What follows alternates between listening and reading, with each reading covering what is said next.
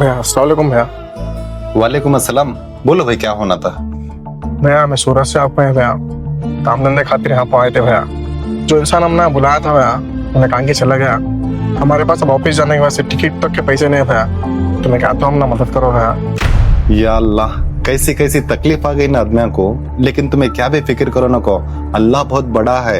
इत्तेफाक भी देखो कैसा है। अब बीच में रेलवे स्टेशन को जा रहा था, मेरा एक पार्सल ले को आने। चलो साथ में तुम्हें भी, मैं इस टिकट लेकर तुमने ट्रेन में बिठा डालता हूँ। तुम्हें इतना बोले सोच दिल खुश होगा भैया। तुम ना को भैया तकलीफ, तुम्हें कहा तो मदद करे तो हमें चले जाती मैं। इसमें तकलीफ की क्या भी बात नहीं मेरे भाई। मेरे दोस्त का ऑटो है, उन्हें तुमने ऑटो में बुला लेकर जाता, मैं गाड़ी में आ जाता हूँ। चलो जाएंगे। नहीं लो भैया, शुक्रिया। तुम्हें पैसा में कहा तो मदद करना रहे तो करो, मैं तो छोड़ो भैया, मैं चले जाती। नहीं, देखने में ऐसा अच्छा हटा कटा है, आदमियों को ऐसा चूतिया बनाने का छोड़ को क्या तक मेहनत मजदूरी तो करना नहीं। तुम्हारे जैसे आदमी की वजह से जो हकीकत में लाचार और मजबूर रहते आदमियां, उनकी मदद करने भी सामने पीछे देख रहे हैं। भैया तुम्हें गलत समझ रहे भैया हमारे बारे में। बनकर तेरा नाटक, अब तक मेरा हाथ कहीं को नहीं उठा बोला तो वो औरत को, ये बच्ची को देखो हाथ नहीं उठाया। इसके बाद तू एक सेकंड में यहाँ ठहरा तो तुझे मार को फिर स्टेशन को भी जमा कर दो। चल चला।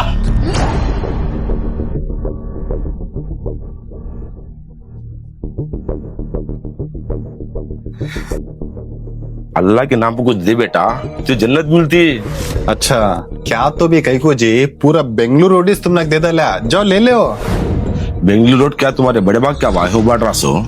हाँ तो जन्नत क्या तुम्हारे बाकी क्या यूं बांट ले फिर रहे सा? तेरे दिमाग में शैतान घुस सका है। हमारे संग सताया तो तू जिंदगी में अच्छा नहीं रहता। मेरी फिक्र छोड़ो जी, तुम्हें अल्लाह का नाम ले, तुम्हें क्या कर रहे हैं पहले वो देखो। सब आते सो सवालों को क्या जवाब देते? जाओ जो चुपके।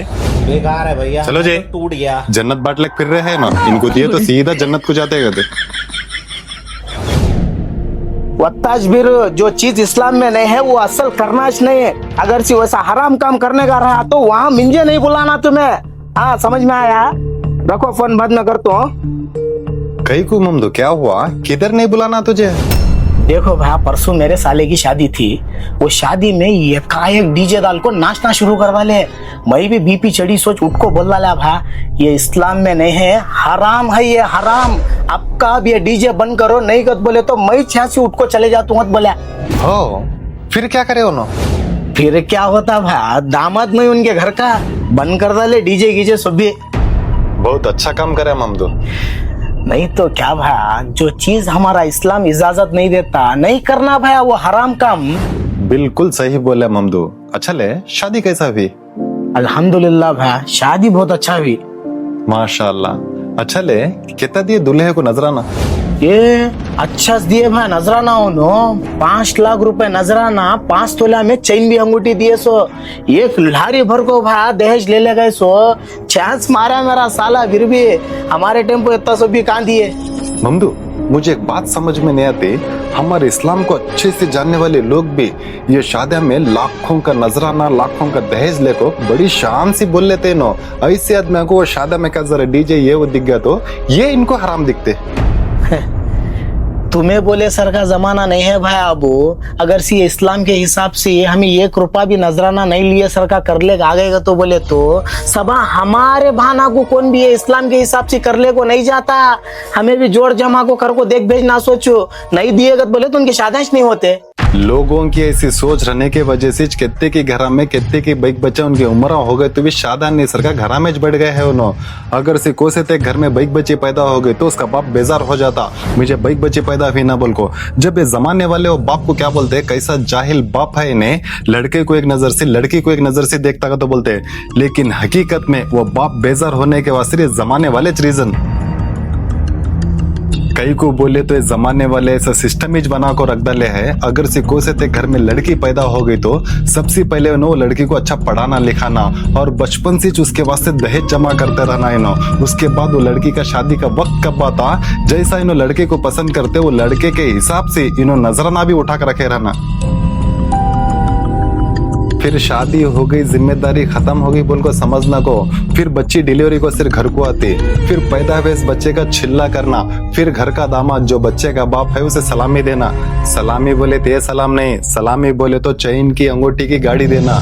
अगर सी घर के दामाद को बिजनेस में लॉस हो को पैसे की जरूरत पड़ गई समझ, अगर सी वो टेम्पो दामाद सास ससुरे को पैसे पूछा समझो, तो पैसे का जॉब देने से पहले सास ससुरे ये सोचना, अगर सी हमें जवाई को नहीं को तो बोले तो फिर हमारी बेटी के ने क्या तकलीफ देंगे क्या, ये दिमाग में रखो, सवाल का जवाब देना है सास ससुरे। ममदू, ये जमाने वाले जो शादी का सिस्टम बना को रख डाले है, ये सिस्टम खाली लड़की वाले को किस तकलीफ नहीं देता, लड़के वाले को भी तकलीफ देता। कैसा बोले तो जब शादी में दूल्हा शुक्राने को सिर जाता तो उन्हें कम से कम 20-25 हजार का बरी का सौदा लेको जाना, कम से कम 2 तोले का तो भी उन्हें लच्छा लेको जाना, और आरस को 11-12 जोड़ी कपड़े लेको जाना, और इनके सग्या में कितने की जने को इन्हें कपड़े दिलाना, और जो रसम नाम की चीज बने उसके खाली फूलों को 20-25 हजार रुपए खर्चा होते, फिर ये हाल का खर्चा, फिर ये खई खले का खर्चा। इसके बाद है ना, लड़की वाले को एक ऑप्शन रहता, अगर से उनके रिलेशन में या सगे के पास जाको हमारी लड़की की शादी है तो कहते मदद पूछ सकते ना, लेकिन ये मदद को से लड़के वाले भी नहीं पूछ सकते। अगर से को सब तो भी लड़का किसके पास जाको मेरी शादी है कहते मदद करो बोले तो लड़के की मदद नहीं करते। ममदू, आज भी कहते कि आदमी वो कोरोना के टाइम पर लॉकडाउन आया था ना, वो दिना को याद कर रहे हैं। कई को बोले तो जब ज्यादा क्या भी लेन देन नहीं, खाली 20-25 आदमी जाना, निकाह कर लेना, शादी मुकम्मल। मैं सब जने भी ऐसा शादी करना बोल को नहीं बोल रहा, तुम्हारे हाथ से इस्लाम के हिसाब से शादी करना नहीं हुआ तो वो टेम्पो इंसानियत के हिसाब से तो भी शादी करो। जैसे कि सामने वाले के ऊपर ज्यादा जोर जबरदस्ती करो ना को, उनकी हैसियत कहती है खाली वक्त में शादी करो। अगर से तुम्हें इंसानियत के हिसाब से शादी कर डाले तो उसमें तुम को इस्लाम दिख जाता। अब आने वाले दिनों में जो भी लड़का या लड़की की शादी होने वाली है, हमें आपसे भी एक गुजारिश है, अपने दोस्तों के शादियों को देखकर या सहेलियों की शादियों को देखकर अपने माँ बाप के पास जाकर हमारी भी शादी ऐसे ही होना बोल के जिद मत कीजिए, क्योंकि शादी तो 4 दिन में हो जाती है मगर उसका खर्चा कई साल रह जाता है। अगर ये वीडियो देखकर किसी एक की भी सोच बदले तो हमारी मेहनत रंग लाई समझेंगे। अल्लाह अल्लाह हाफिज। हाफिज।